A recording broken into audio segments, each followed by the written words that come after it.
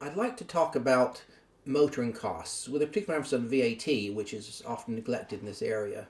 If you have people trading below the VAT threshold, they have the option of either putting the full cost of motoring through the expenses or claiming mileage, which I'll return to in a minute. If you're above the VAT threshold, then you're stuck claiming the full cost of the actual motoring.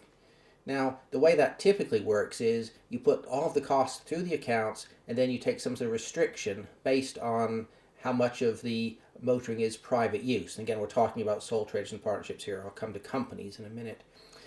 Problem, I suppose, is how do you know what your private use is? Well, the revenue have a view on that, and they want to see your mileage log, your detailed records. So whether you're claiming mileage, a 45p a mile sort of thing, or whether you're actually claiming the full cost of the car and then adding back a percentage, that needs to be based on records, not what you think you probably might have done.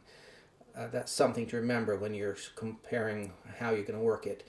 Of course, the other thing is with VAT, you can just ignore that, claim the lot, and then have the scale charge added to your VAT return. So I suppose there is an alternative there.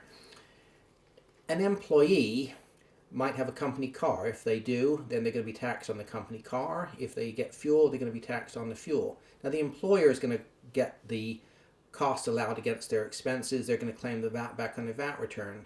The employee, of course, is going to be taxed as a benefit. The VAT kind of gets lost there, but if they're claiming mileage, which may be much better for many employees, if they're claiming mileage, then the employer pays them the 45p a mile for the first 10,000 miles, 25p a mile thereafter. But the VAT is not necessarily lost. A certain proportion of that 45p, depending on the size of the car and so on, is including VAT, and that VAT can be claimed back by whoever's paying out the mileage. That can be quite useful. So if you own your own car, it may be worth claiming mileage. If you have a company car, then the VAT naturally flows through the system.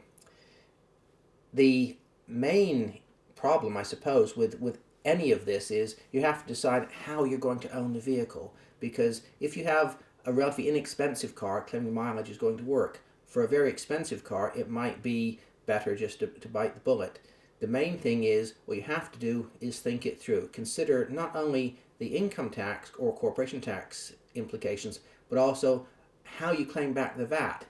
An employee never can, the company can, there may be VAT charges for making an asset available to an employee, so you really have to look at the whole mix. So motoring expenses is not just about who owns the car, how they claim, but the VAT on either of those is a significant alternative.